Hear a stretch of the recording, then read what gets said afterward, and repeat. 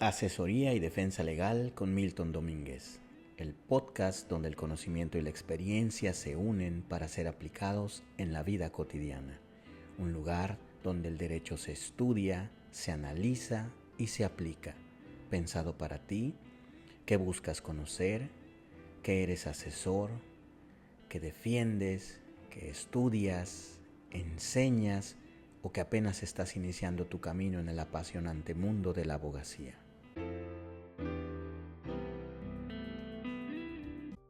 Hola, en este episodio continuamos hablando del juicio de amparo. Es la segunda parte del tema, por lo que si no escuchaste el episodio anterior, te invito a escucharlo antes que este para que puedas comprender con mayor facilidad lo que trataremos el día de hoy. Bien, en el episodio anterior hablamos de qué es el juicio de amparo, dónde está regulado, cuál es su importancia, su utilidad y aspectos generales de este juicio. Ahora que ya sabemos que el juicio de amparo es la última instancia, la última línea de defensa contra leyes, actos u omisiones de autoridades que transgreden derechos humanos, derechos fundamentales, y que sus principios o directrices esenciales se encuentran en la Constitución Política, que la ley de amparo es reglamentaria de los artículos 103 y 107 constitucionales, porque desarrolla a detalle la tramitación de este juicio. Hablaremos ya propiamente de los tipos de juicio de amparo. Comencemos con el juicio de amparo indirecto. Bueno, el juicio de amparo indirecto se promueve contra actos fuera de juicio, también se promueve contra leyes y contra actos dentro del proceso, actos procesales dentro de un juicio, pero que no se pueden componer o reparar en la sentencia que se dicte en el juicio de primera instancia o en el juicio ordinario o en el juicio natural, como le quieran llamar. Entonces, tratándose de estas violaciones procesales que causen una afectación irreparable en ese momento y que no puedan subsanarse o componerse al final en la sentencia de primera instancia, también se puede promover el amparo indirecto. Bueno, este juicio, la demanda se presenta ante un juzgado de distrito, por lo tanto, quien tramita y resuelve este tipo de amparos indirectos es un juez de distrito. El juez de distrito dicta una sentencia y en caso de que el quejoso no esté de acuerdo con esta sentencia, puede ser objeto de calificación por parte de un tribunal colegiado de circuito a través de un recurso de revisión, por lo que podemos entender que la sentencia que dicta el juez de distrito, si yo estoy inconforme con lo resuelto ahí, puedo impugnarla a través del recurso de revisión y va a conocer una autoridad que es superior al juez de distrito en materia de amparo. El amparo directo. El amparo directo se promueve contra sentencias definitivas, contra laudos o resoluciones que ponen fin a un juicio, dictadas por tribunales judiciales, administrativos, agrarios, del trabajo, y cuando se promueva el juicio de amparo, que es contra la sentencia dictada en este tipo de juicios, ahí también se deben hacer valer las violaciones procesales que se cometieron durante la tramitación de ese juicio ante la autoridad, ya sea mercantil, laboral, civil, familiar, entre otras. Por lo tanto, cuando se impugna una sentencia en amparo directo, no solo vamos a impugnar lo resuelto, lo contenido en la sentencia, sino las violaciones que se cometieron por la autoridad que tramitó ese juicio durante todo el procedimiento. Es decir, si no me aceptaron una prueba, la desahogaron mal, o pedí un informe que nunca fue solicitado, o que a pesar de haber insistido en que se debía recabar, me dijeron que no iban a recabar el informe. Bueno, pues eso es una violación procesal que tengo que hacer valer a través del amparo directo, ¿ya? Bueno, la característica aquí es que esas violaciones de procedimiento deben afectar las defensas de la persona quejosa y de algún modo deben impactar en la sentencia. La ley dice que trasciendan al resultado del fallo, es decir, que esa violación procesal, es decir, esa prueba que no me admitieron, que desahogaron mal el informe al que no accedieron requerir, pues era importante porque de haberse rendido adecuadamente pudo haber sido otro el sentido de la sentencia emitida en ese juicio ordinario. Por lo tanto, a eso se refiere con que se afecten las defensas de la quejosa y se afecte, trascienda, mejor dicho, al resultado del fallo. El juicio de amparo directo se tramita y se resuelve por una autoridad llamada Tribunal Colegiado de Circuito. Pero, a diferencia del juicio de amparo indirecto, del que conoce un juez de distrito, aquí el amparo directo no se presenta en las oficinas del Tribunal Colegiado, como en el caso del amparo indirecto, sino que aquí el amparo se presenta por conducto de la autoridad responsable.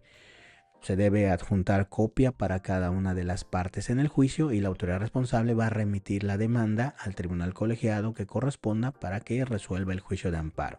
¿Esto qué quiere decir? En palabras más sencillas, si quien emite la sentencia es un juzgado mercantil, no voy a ir a las oficinas del Tribunal Colegiado de Circuito a presentar mi demanda de amparo directo, sino que la demanda la voy a presentar ante la autoridad responsable, es decir, ante ese tribunal o ante ese juzgado mercantil.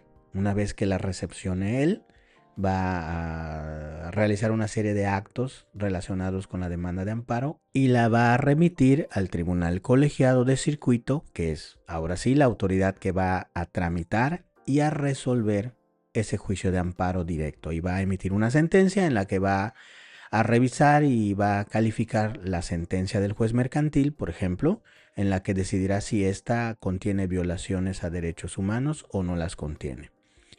Entonces, hemos hablado aquí que hay dos juicios de amparo, el amparo indirecto y el amparo directo. Atención con este dato en el caso de la demanda de amparo directo. La misma ley señala que la presentación de la demanda de amparo ante una autoridad distinta de la responsable no interrumpe los plazos que para su promoción establece la ley.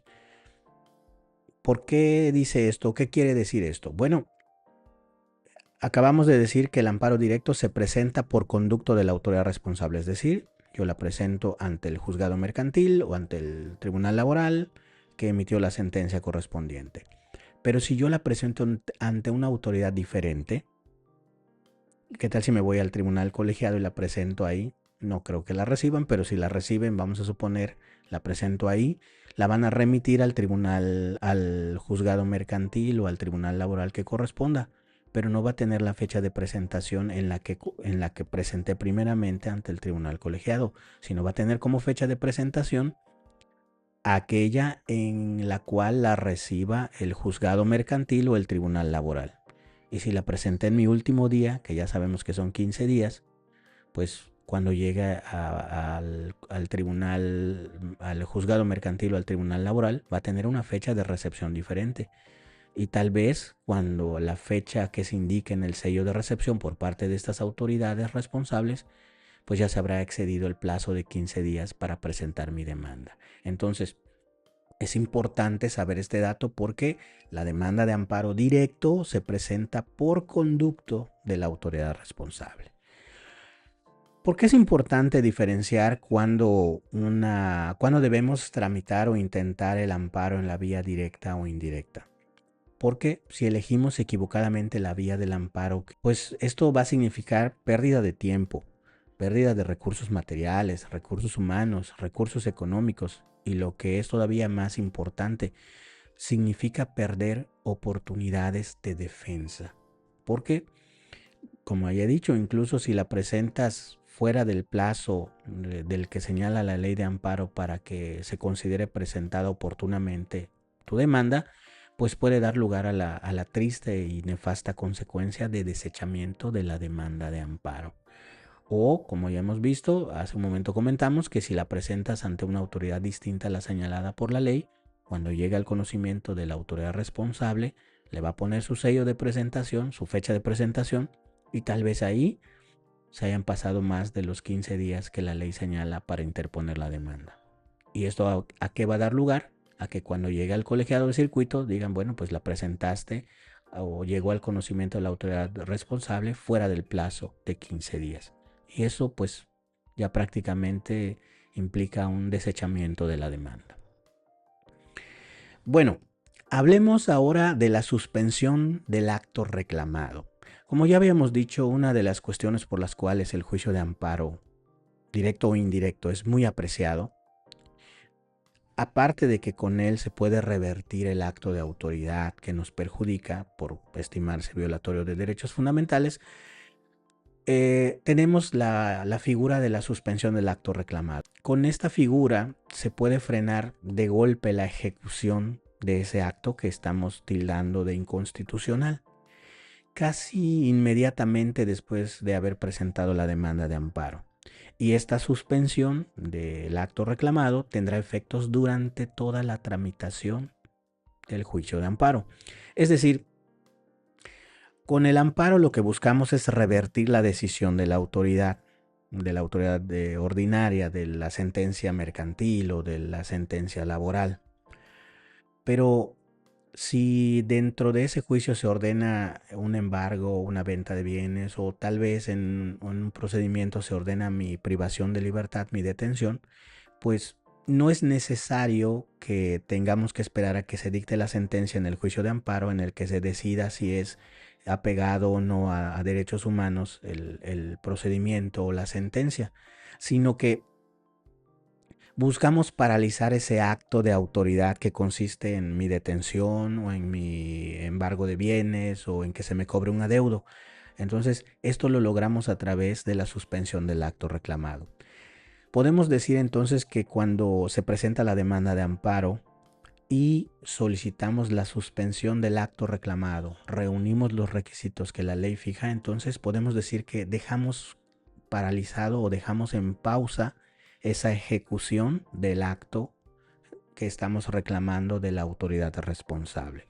Como ya hemos dicho, por ejemplo, si hay una sentencia que ordena el desalojo de mi vivienda o que ordena el remate judicial, es decir, una venta en subasta pública de la casa en la que yo estoy habitando, o cuando una autoridad ordena mi detención, si obtengo la suspensión del acto reclamado, ello trae como consecuencia que no me echen de mi vivienda, que no la vendan o que no me vea privado de mi libertad inmediatamente, sino que se ordenará a la autoridad responsable que paralice sus actos, que los ponga en pausa y tendrá que esperar a que se dicte la sentencia definitiva en el juicio de amparo en el que se decida que si no me dan la razón, entonces la autoridad responsable podrá continuar con la ejecución de su acto, pero no antes. Sin embargo, pues si resulta que al final me conceden el amparo, entonces no se habrá ejecutado el acto reclamado, no me habrán desalojado, no me habrán vendido la casa, no me habrán privado de mi libertad. Y esto es gracias a esta figura de la suspensión del acto reclamado. En realidad, pues para el quejoso esto es benéfico, pero es particularmente molesto para el tercero interesado. ¿Recuerdas? El tercero interesado es aquel que tiene interés en que el acto reclamado siga existiendo, que subsista, dice la ley de amparo.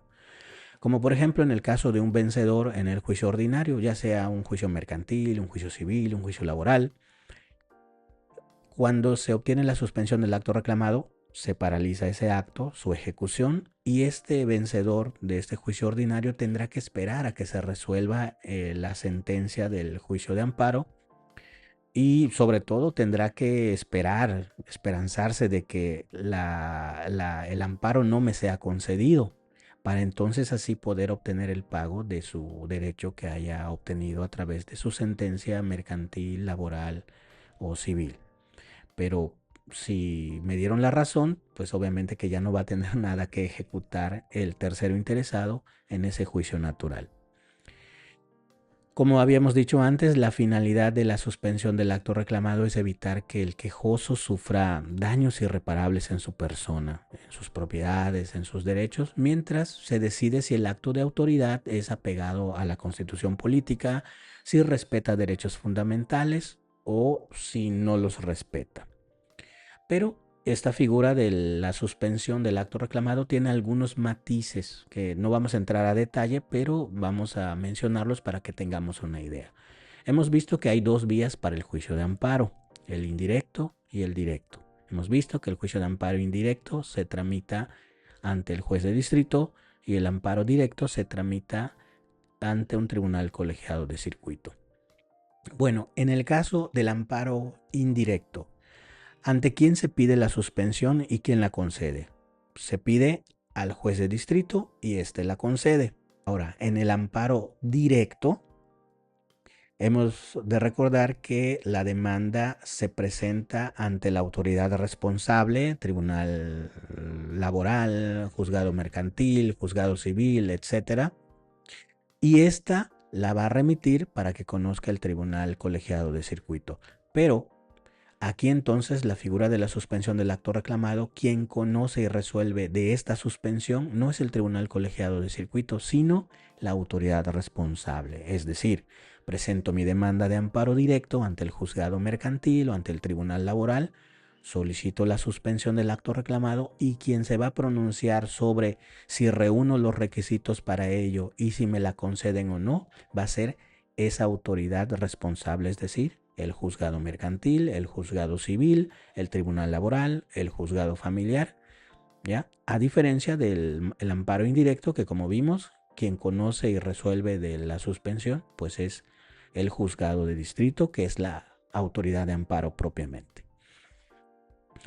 Ahora, en ambos casos, por lo general, bueno, tanto el amparo directo como el indirecto, se exige el otorgamiento de una garantía para resarcir los daños y perjuicios. Debemos recordar que la suspensión busca paralizar la ejecución del acto que reclamamos de la autoridad responsable. Entonces, si el juicio de amparo durará 6 u 8 meses, todo este tiempo no se va a poder ejecutar el acto de autoridad, pero pues no es solamente que lo solicites y te la concedan, sino que en algunos casos se va a exigir el otorgamiento de una garantía. ¿Qué es esto? Se exige que pagues o que entregues algo con la finalidad de que, pues si no obtienes sentencia favorable, pues se van a causar daños y perjuicios por la demora durante la tramitación del juicio de amparo y pues se van a causar daños y perjuicios a la persona que resultó vencedora en el juicio natural. Por ejemplo, en el caso de un juicio mercantil o un juicio laboral, pues el que haya obtenido una sentencia favorable y que le deban de pagar ciertos derechos o indemnizaciones, pues obvio que mientras se tramita el amparo no se va a poder obtener la ejecución forzosa de ese cobro del crédito si te conceden la suspensión, pero para ello es necesario garantizar daños y perjuicios. ¿Por qué? Porque estás atrasando el cobro a que tiene derecho el tercero interesado. Bueno, aquí hay una particularidad en el caso de la materia laboral, ya que cuando la parte vencedora en un juicio laboral es un trabajador y el que se va al amparo directo es el patrón, bueno, amparo directo y también hay casos en amparo indirecto. No solamente debe entregar una garantía para resarcir daños y perjuicios, sino que además, como se trata de un crédito laboral, se le exige al patrón que entregue una cantidad equivalente al importe que puede ser entre 6 u 8 meses del salario del trabajador.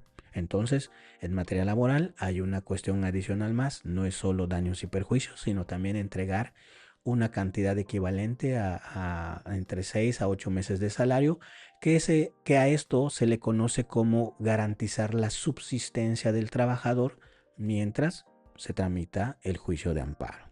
Ahora toquemos el tema de algunas sugerencias que pues estimamos se deben tener en cuenta cuando se promueva un juicio de amparo. Este tema, aprende a contar adecuadamente los plazos para interponer el juicio de amparo. La ley de amparo señala en su artículo 18 que, bueno, ahí establece los plazos a partir de los cuales se debe promover la demanda de amparo.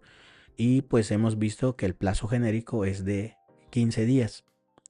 Nos dice que estos plazos se contarán a partir del día siguiente a aquel en que surte efectos la notificación del acto. Y esta partecita es importante, conforme a la ley que lo regule. Vamos a entender esto. Primero, son 15 días para promover el amparo, el plazo genérico. Nos dice que a partir de cuándo comienzan a correr estos 15 días. Nos dice que es a partir del día siguiente a aquel en que surta efectos la notificación del acto, conforme a la ley que lo regula. Por lo tanto, en el caso de una sentencia, tendrás que saber el momento a partir del cual surte efectos esa notificación de sentencia, pero no conforme a la ley de amparo, sino conforme a la ley del juicio que regula el juicio natural del que proviene ese acto reclamado. Es decir, que en el caso de una sentencia tendrás que saber el momento a partir del cual surte efectos esa notificación de sentencia. Pero para ello no es a la ley de amparo a la que te tendrás que remitir, sino que este dato te lo va a dar la ley ordinaria respectiva. Y a partir de que sepas esto, podrás entonces contar el plazo para acudir al juicio de amparo. ¿Qué es surtir efectos una notificación?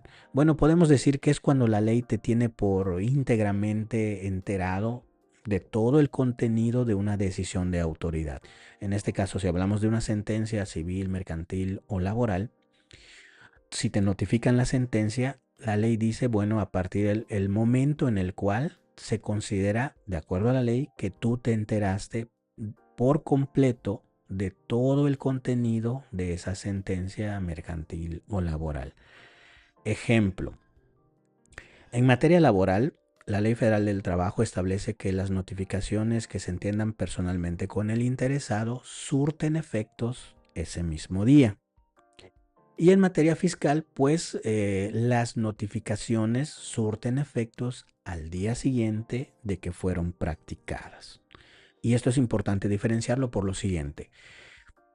En el caso de la ley laboral, el plazo para promover el amparo comienza al día siguiente de que fue realizada la notificación, porque se entiende que de acuerdo a la ley laboral me notifican, surte efectos la notificación el mismo día.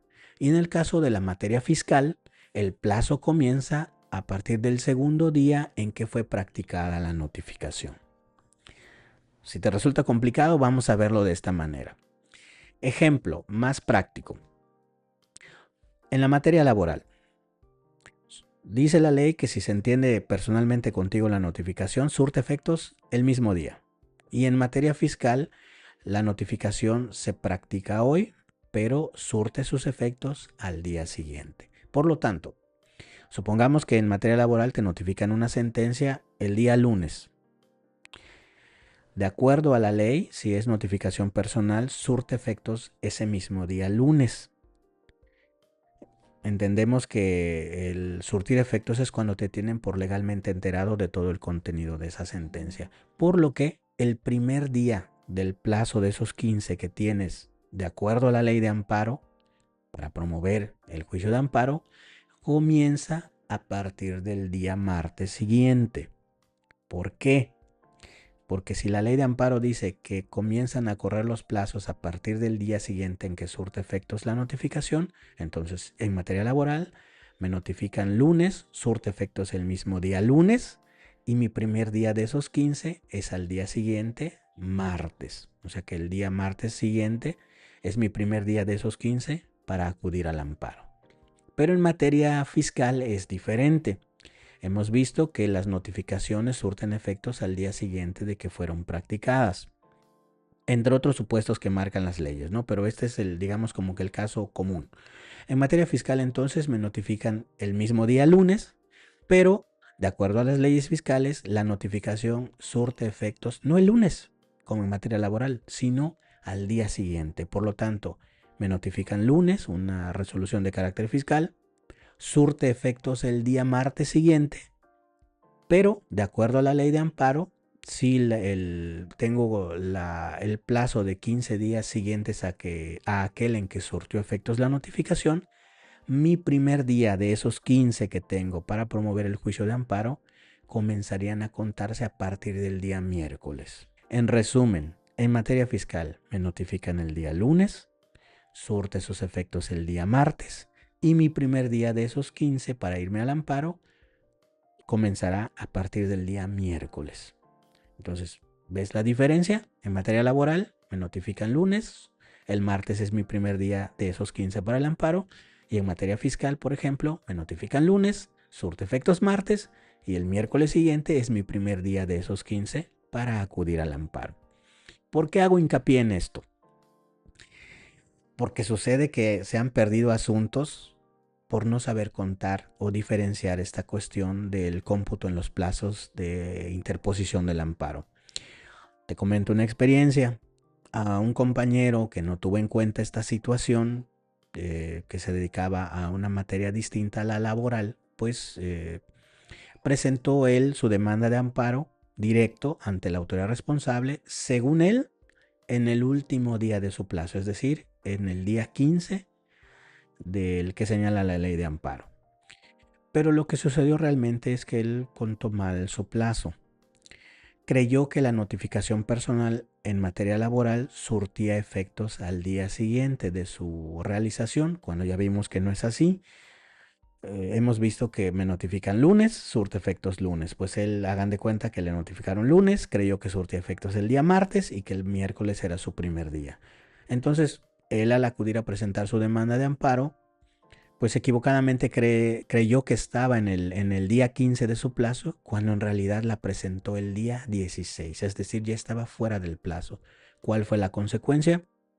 Pues que le desecharon su demanda de amparo directo cuando llegó al tribunal colegiado, porque pues se dijo que él había consentido tácitamente al no haberla promovido dentro del plazo legal de 15 días. Y esto pues que ocasionó que realmente pues al ser el amparo la última instancia a la que podía acudir para revertir la decisión de autoridad, pues no estuvo en aptitud ya de revertirlo. Sobre todo porque pues tal vez su amparo haya sido el mejor, haya tenido los mejores argumentos, haya tenido el apoyo de leyes o jurisprudencias aplicables a su caso, pero por haberla presentado fuera del plazo, pues se le dijo que consintió tácitamente ese acto que le perjudicaba. Entonces, ves la importancia de saber contar los términos, los plazos, sobre todo en materia de amparo. Entonces hay que tener en cuenta esta diferenciación de cuándo surten efectos las notificaciones. Otro aspecto, ten en cuenta los actos de autoridad de los cuales te vas a quejar. Ten en cuenta esta situación. El juicio de amparo no es un recurso cualquiera, es un juicio. Por lo tanto, los actos de autoridad podemos decir que se presumen legales, se presumen apegados a derechos, se presumen justos, aunque materialmente no lo sean. Por lo que ten en cuenta siempre que si vas a acudir al amparo como quejoso, a ti te corresponde demostrar que el acto del cual te estás quejando vulnera derechos humanos, y esto lo haces a través de argumentos, de razonamientos que se contienen en los denominados conceptos de violación, y también a través de las pruebas adecuadas.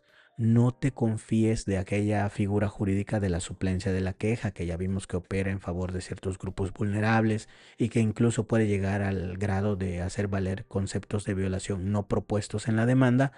Pero no te confíes, porque si el juzgador de amparo no los advierte o advirtiéndolos no los hace valer, pues te va a causar muchos problemas. Por lo tanto, ten en cuenta siempre que el acto de autoridad se presume que está apegado a la ley, se presume que es apegado a la Constitución, y al quejoso o a ti como quejoso te corresponde demostrar todo lo contrario. Otra sugerencia. Los conceptos de violación. Bueno, primero que nada, no redactes conceptos de violación genéricos. ¿Qué es un concepto de violación? Para los que no están versados en derecho, pues los conceptos de violación son una serie de argumentos, una serie de razonamientos en los que se busca convencer a la autoridad, se le señala por qué el acto de autoridad no se apega a derecho, y también a través de estos argumentos se busca hacerle ver a la autoridad que va a conocer del amparo de qué manera esos actos que estamos reclamando pues atacan, vulneran o restringen derechos fundamentales o derechos humanos. Entonces, los conceptos de violación son argumentos, son razonamientos que buscan convencer al juzgador de amparo de que tienes la razón. Por lo tanto, los conceptos de violación son la parte, digamos, medular de la demanda de amparo, y no las redactes de forma genérica. una sugerencia aquí es que identifiques con precisión la norma constitucional, el apartado constitucional que estimas se transgredió. Identifica la parte de la sentencia o el acto de autoridad que estimas es el violatorio de derechos humanos o fundamentales. Y pues, sugerencia, la exposición de tus conceptos de violación, hazlas de manera clara, concisa, concreta, trata de hacerlo lo más entendible posible para que pues puedas expresar con claridad cuál es la violación procesal de la que te estás quejando. Para ello entonces sugiero pues que leas la Constitución Política, los tratados internacionales y señales de qué manera la autoridad responsable vulnera los derechos humanos o los derechos fundamentales. Otra sugerencia.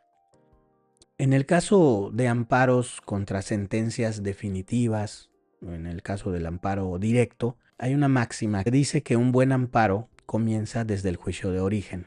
Todos los abogados que se dedican al litigio siempre están pensando que el juicio no se acaba con la primera instancia, sino que alguien se va a ir al juicio de amparo directo. Porque alguien va a resultar vencedor y alguien va a resultar perjudicado. Entonces, siempre se dice en la comunidad jurídica que un buen amparo comienza desde el juicio de origen.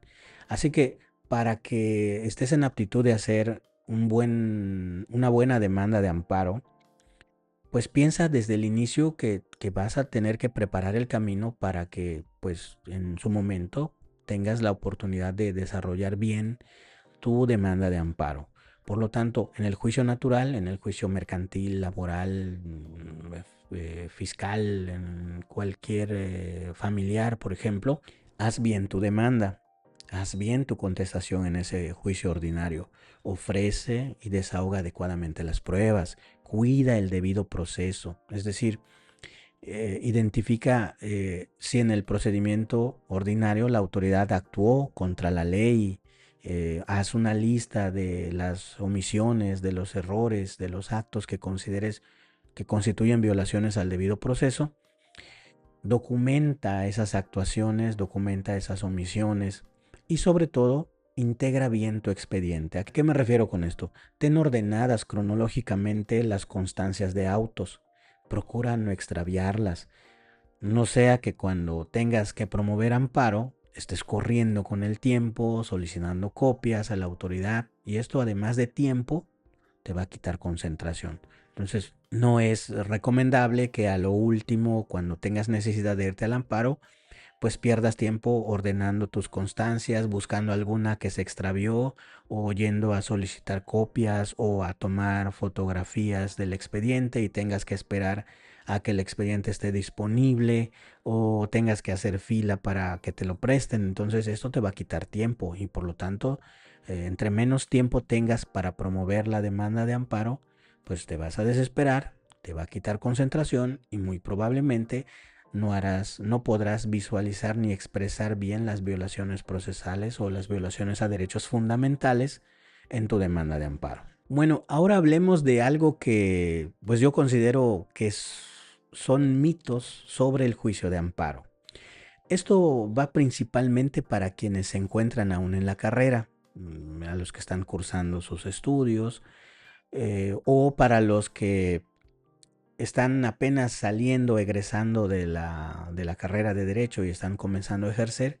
Y también va para aquellos abogados que tal vez ya tienen cierta experiencia, pero nunca han experimentado o nunca se han visto envueltos en la tramitación de un juicio de amparo, en el ejercicio de su profesión. Bueno, existe entonces, para mí, el mito consiste en que existe la creencia de que promover y seguir un juicio de amparo pues es difícil, que es muy complicado, que requiere de una inteligencia fuera de lo común, que está hecho para algunos iluminados intelectualmente. Y estos mitos se ven robustecidos con lo que escuchamos de algunas personas en la vida profesional o incluso en las aulas de derecho, ¿no? que dicen que el amparo es muy técnico, que como es de estricto derecho, no cualquiera puede adentrarse en ese mundo, que si has trabajado en el Poder Judicial es mucho mejor porque vas a tener mejor desempeño durante la tramitación de los juicios de amparo. Y pues estos son estos mitos a los que me refiero. También he visto que existe el temor de hacer las cosas mal. Existe el temor de que el resultado que se obtenga pues no sea el deseado. En lo particular, creo que estas creencias, estos temores, se deben principalmente a dos cosas. Uno, que no hay un estudio del juicio de amparo propiamente dicho. No me refiero a ese estudio superficial que se limita a leer la ley y la Constitución, sino al estudio a profundidad. Y dos, que al ser el juicio de amparo la última instancia, la última barrera cuando las cosas no han salido bien, pues se tiene temor a fallar por la relevancia de los derechos puestos en juego, como la libertad, la vida, el patrimonio. Estamos hablando de cuentas bancarias, de casas, objetos. Le tenemos entonces miedo a lo desconocido, tenemos miedo a que las cosas salgan mal, le tenemos miedo al éxito, y el miedo a veces paraliza, pero la forma de vencer el temor a algo es enfrentándolo, y en el caso del juicio de amparo, ese miedo se vence con conocimiento. Por eso decía que es importante estudiar el juicio de amparo, pero no superficialmente, sino a través de un estudio integral, que a mi muy particular punto de vista comienza con lo siguiente: conocer la Constitución política. Eso es fundamental, ahí están los derechos fundamentales. También conocer los tratados internacionales que tienen derechos humanos. Hay que leer la ley de amparo, conocer el trámite del juicio de amparo. Hay que analizar jurisprudencias, criterios relevantes de los tribunales colegiados de circuito, de sentencias relevantes de la Suprema Corte de Justicia de la Nación. Estas sentencias y todo este material hay que analizarlo, hay que estudiarlo con detalle, hay que estudiar la doctrina, y esto pues considero que es como que lo esencial, lo básico, y que si dominas esto, si tienes conocimiento de esto, puedes comenzar a vencer el miedo a entrar en el mundo del juicio de amparo. En la actualidad no tenemos ningún impedimento para acceder al conocimiento. Hay libros digitales. Por si no quieres salir a comprar algún libro, pues hay libros digitales, existen cursos, foros, seminarios, y pueden ser presenciales. Y como dije, si no te gusta salir, los hay en línea, hay talleres que enseñan de manera muy práctica. Puedes revisar la jurisprudencia, las sentencias relevantes en el portal de internet del Poder Judicial de la Federación. Salen cada viernes. Hasta ahora, después de las 3 de la tarde, ya están en el portal de internet las jurisprudencias y sentencias relevantes de la Corte. Por lo tanto, pues no hay impedimento para acceder a ese conocimiento. También es importante que sepas argumentar. Cierto es que hay que ser hábil para argumentar, para estructurar un razonamiento y plasmarlo en un escrito, pero no hay limitantes para ello. Son habilidades que se pueden adquirir, y pues como hemos visto hay cursos tanto presenciales como en línea para acceder a estos conocimientos y adquirir estas habilidades. Entonces aquí la cuestión es que la única limitación que hay para todo esto eres tú mismo. Si no adquieres habilidades ni conocimientos, parafraseando al decálogo del abogado, podemos decir entonces que si no adquieres habilidades ni conocimientos, serás cada día menos abogado. Y por el contrario, la buena noticia es que todo depende de ti. De ti depende conocer más, adquirir más habilidades. Solo es cuestión de que te decidas a tomar acción. No dejes la investigación a la inteligencia artificial. Investiga por tu cuenta, confirma las fuentes, auxíliate de la experiencia de quienes saben más que tú. Ahí está la información. Así que yo considero que este es un mito que se puede vencer a través de estas pequeñas recomendaciones que te doy. Y una vez que conozcas esto, te vas a dar cuenta que aunque de inicio pueda parecer complicado adentrarse en el mundo de amparo, si adquieres conocimiento de la Constitución, ley de amparo, jurisprudencia, doctrinas, entre otras cosas, te darás cuenta que el juicio de amparo no es nada difícil, sino que lo que únicamente requiere es poner acción, manos a la obra. Recuerda que la Constitución no es una mera ley, es a través del juicio de amparo se materializa el contenido de la Constitución y que sirve para resolver casos donde se encuentran pues inmersos los derechos fundamentales o derechos humanos que existen en la Constitución o en los tratados internacionales. Bueno, ahora pasemos al aspecto más práctico del podcast, casos de ejemplo. Vamos a comenzar con un amparo contra leyes.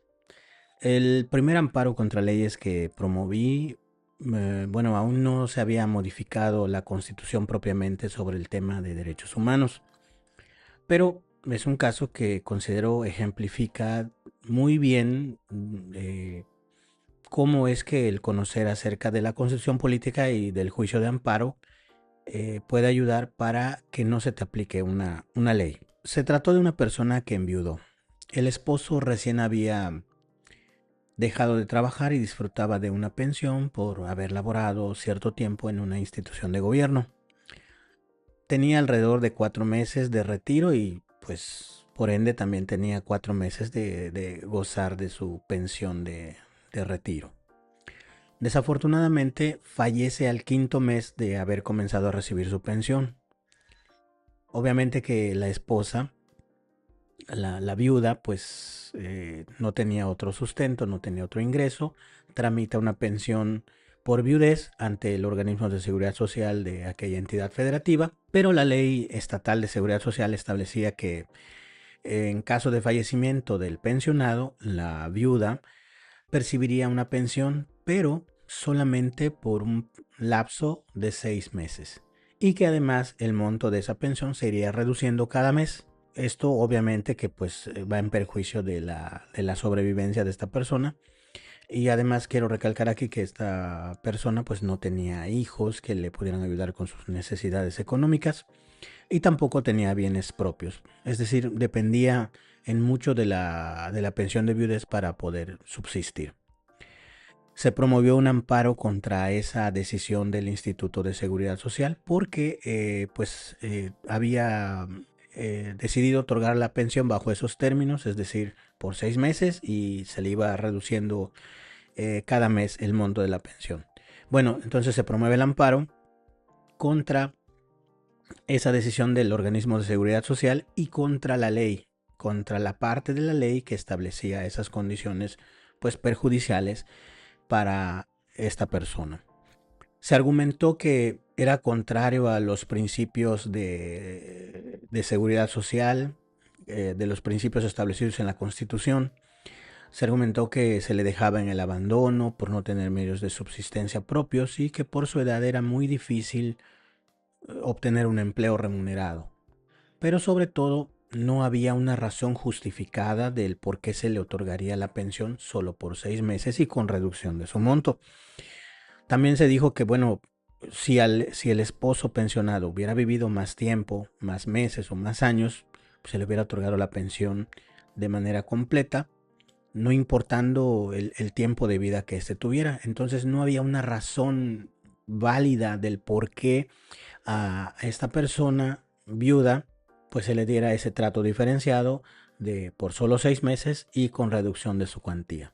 Al final se resolvió en amparo que ese apartado de la ley, esa porción normativa, vulneraba los principios establecidos en el artículo 123 constitucional y entonces se dejó sin efecto esa parte de la ley que limitaba la pensión a 6 meses y que ordenaba la reducción de la cuantía de la pensión. Entonces, al resolver el amparo, el juez de distrito, porque fue una demanda de amparo indirecto, el juez dejó sin efecto esta parte de la ley y ordenó además que la viuda disfrutara de la pensión sin reducción alguna y por todo el tiempo que ella estuviese con vida, es decir, de manera vitalicia y sin las deducciones, o mejor dicho, sin las reducciones que la ley de seguridad social de aquel estado contemplaba. Bueno, vamos a otro ejemplo. En un juicio laboral. Esto aconteció con un trabajador.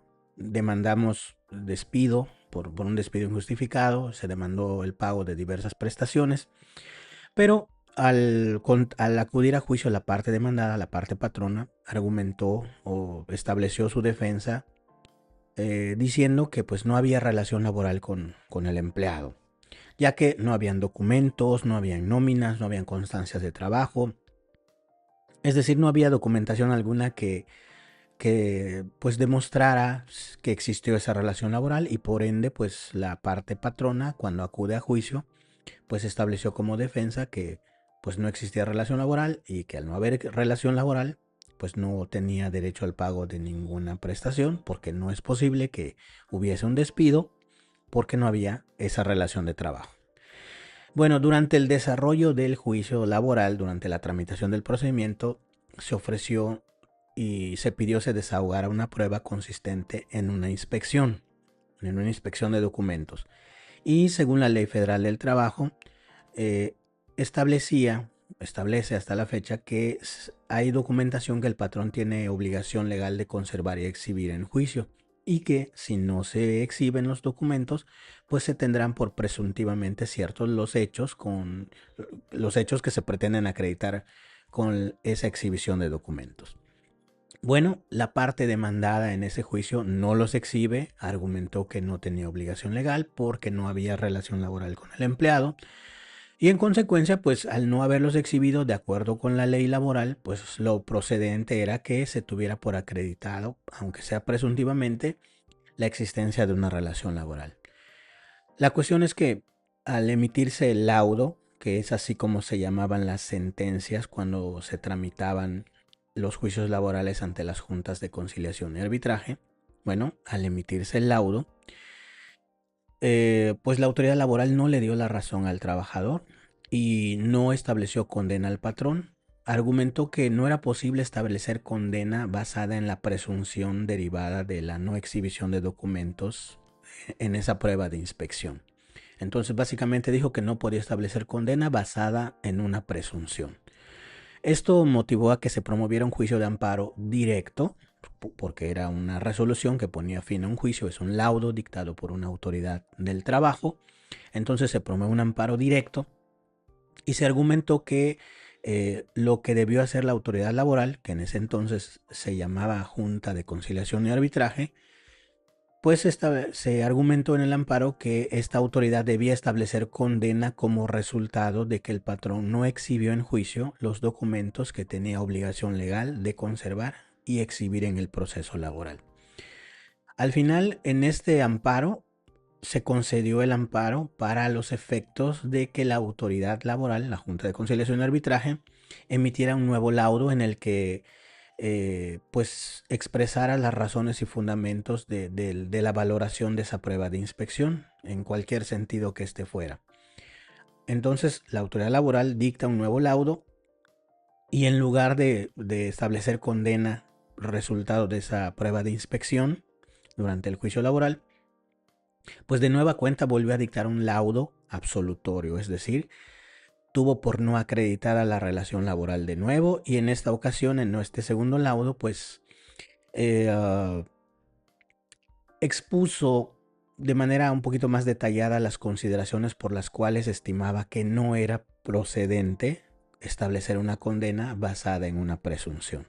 Esto lo que motivó es que se acudiera de nueva cuenta al juicio de amparo directo, en el cual pues se argumentó también de manera más detallada respecto a las razones del nuevo laudo, del por qué sí debía establecerse la existencia de relación laboral y por ende la existencia de un despido, y se argumentó por qué era violatorio de derechos fundamentales y de derechos humanos ese laudo emitido por la Junta de Conciliación y Arbitraje. Al final, en este segundo juicio de amparo directo, se resolvió que dicha prueba, la prueba de inspección, era suficiente junto con su resultado para sostener un laudo condenatorio. Y aún más, el Tribunal Colegiado de Circuito, que conoció de este amparo directo, en su sentencia estableció con precisión los lineamientos que debía seguir la autoridad laboral para dictar un nuevo laudo, y le ordenó expresamente que le diera la razón al trabajador, que tuviera por acreditar a la relación laboral y que condenara en consecuencia al patrón a pagar todos los derechos e indemnizaciones derivados de un despido injustificado. Un caso más, un ejemplo más. Una persona de la tercera edad llegó un día a su casa y se encontró pegada una notificación en la que se le ordenaba que abandonara el domicilio porque había sido rematado, es decir, vendido en una subasta pública, debido a que fue parte demandada en un juicio mercantil y como no acudió a él, es decir, no se defendió dentro de ese juicio mercantil, prosperó la demanda del actor mercantil. Esta orden de dejar su domicilio fue emitida con el apercibimiento de que si no lo hacía se iba a utilizar la fuerza pública para desalojarla de su vivienda. Y también quiero aclarar aquí que cuando ella acude a su casa y encuentra pegada esta notificación, ya había pasado un año, es decir, esa notificación, esa orden de abandonar su domicilio le fue notificada un año después de que fue dictada la sentencia en ese juicio mercantil. Al acudir con ella al revisar el expediente en el juzgado mercantil, se dio cuenta que efectivamente había sido demandada en un juicio mercantil. Pero tristemente también se dio cuenta de que lo que realmente sucedió es que un familiar muy cercano a ella, con mala fe, con malicia, suscribió un pagaré como deudor y a ella la hizo pasar como aval. Sin embargo, la firma que obraba en ese documento pues no era de ella. Esta persona, este familiar de confianza de ella, al parecer hizo los trazos de su firma, es decir, que la firma como aval en el pagaré no fue puesto del puño y letra de esta persona. Y pues esto ocasionó que al no pagar el adeudo se demandara el cobro del pagaré en la vía mercantil. Y al aparecer ella como aval, que era la única que tenía un bien inmueble a su nombre, pues fue demandada también en el juicio mercantil y realmente pues nunca compareció y como consecuencia de esto pues no tuvo oportunidad de contestar la demanda, de ofrecer pruebas y por lo tanto pues salió una sentencia mercantil condenatoria en su contra y precisamente se le notifica la sentencia. En apariencia se le notifica la sentencia a ella y un año después de que le notifican la sentencia es que se encuentra con la orden de que tiene que abandonar su domicilio. El juzgado mercantil se pudo averiguar que al ver el expediente que a ella cuando le notifican el inicio del procedimiento mercantil no la encuentran en su domicilio y de tal manera que ella no fue emplazada personalmente al inicio de ese juicio. Por lo tanto, al no haber sido encontrada, le fue notificado el inicio de ese juicio mercantil a través de edictos. ¿Qué son los edictos? Pues podemos decir en términos simples que son publicaciones que ordenan los jueces para notificar demandas o actos que son necesarios que conozca el destinatario de esos actos precisamente y pues en el caso de las personas cuyo domicilio se desconoce o es incierto, se hacen las notificaciones a través de edictos, que son estas publicaciones que se hacen en periódicos con la finalidad de que pues se les tenga por notificado de la decisión de autoridad que corresponda. Bueno, pues entonces a ella le fue notificada por edictos el inicio del procedimiento mercantil y pues consecuentemente ella nunca se enteró de la existencia del juicio, nunca pudo comparecer y pues nunca pudo contestar la demanda, nunca pudo ofrecer pruebas y al no haber hecho estos actos de defensa, pues se había dictado la sentencia en su contra. Como te darás cuenta, no podía irse ya al amparo directo porque pues había una notificación de un año anterior donde le notificaron la sentencia. Ya había pasado su plazo para irse al juicio de amparo directo.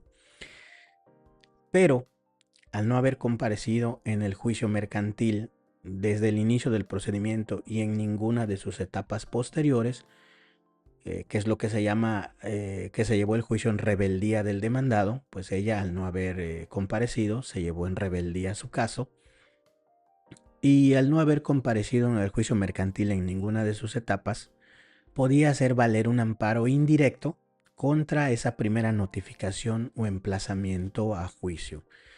que en este caso vimos que eran las notificaciones por edictos. Se buscaba anular esas notificaciones por edictos, buscando que con ello el juicio mercantil reiniciara desde su origen, es decir, que la volvieran a notificar del inicio del juicio mercantil para que pudiera contestar la demanda, ofrecer pruebas y entonces poder demostrar que la firma que estaba en el pagaré no correspondía a su puño y letra. Se hizo ver entonces, mediante la demanda de amparo indirecto al juzgado de distrito, que las notificaciones por edicto no se sujetaron o no cumplieron los requisitos que las leyes ordinarias exigen y que deben contener esas notificaciones por edictos para que pudieran tenerse por legalmente notificada a esta persona.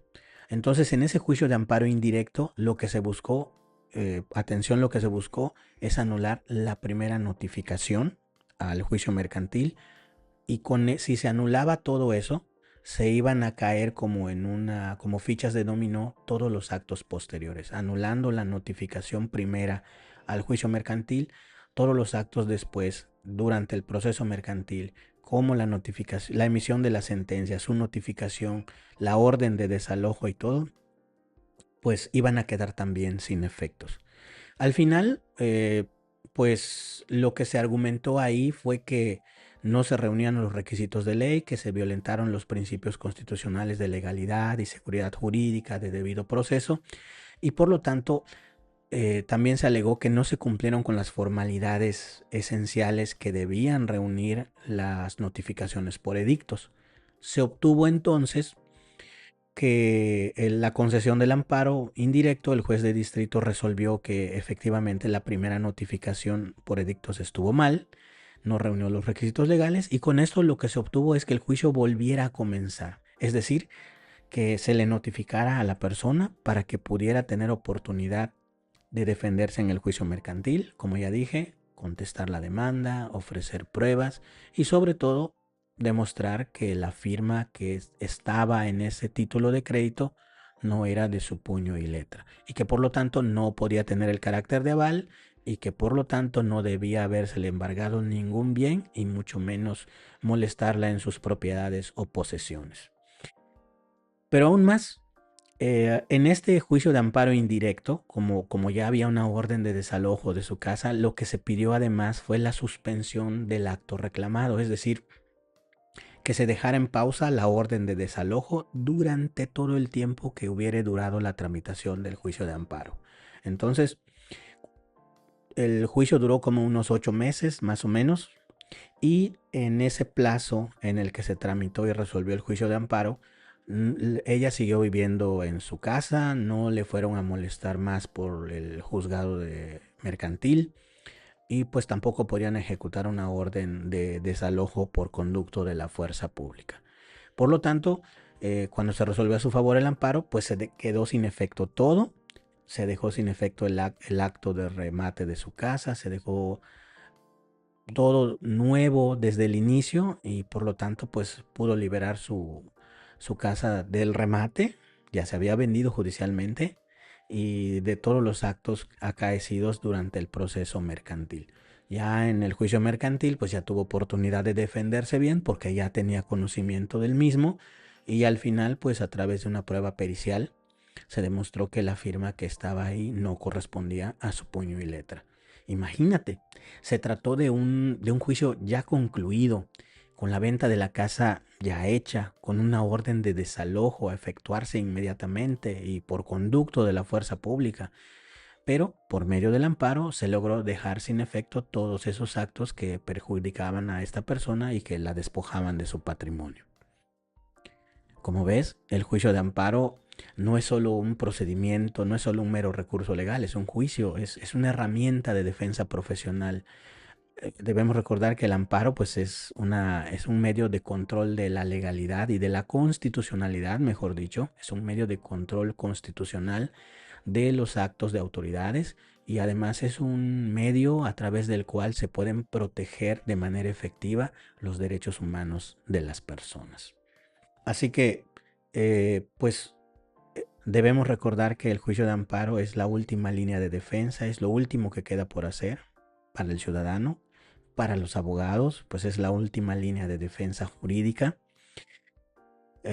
Pues para los estudiantes es una oportunidad de constatar que a través del juicio de amparo la Constitución no se queda como solo una ley escrita, sino que tiene una aplicación práctica en casos reales, en casos donde pues están en riesgo la vida, la libertad o el patrimonio de las personas.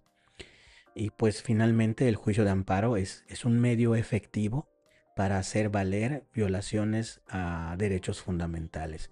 Así que la importancia de este juicio de amparo es su efectividad. Es un medio muy efectivo para que las autoridades que vulneran o restringen derechos humanos pues corrijan su actuar y pues regresen las cosas al estado en que se encontraban antes de la violación. Recuerda que los derechos humanos que están consagrados, reconocidos en la Constitución y en otros tratados internacionales, tienen que ser respetados, tienen por todas las autoridades en todos los ámbitos de sus competencias y en todos los niveles, a nivel municipal, a nivel estatal, a nivel federal.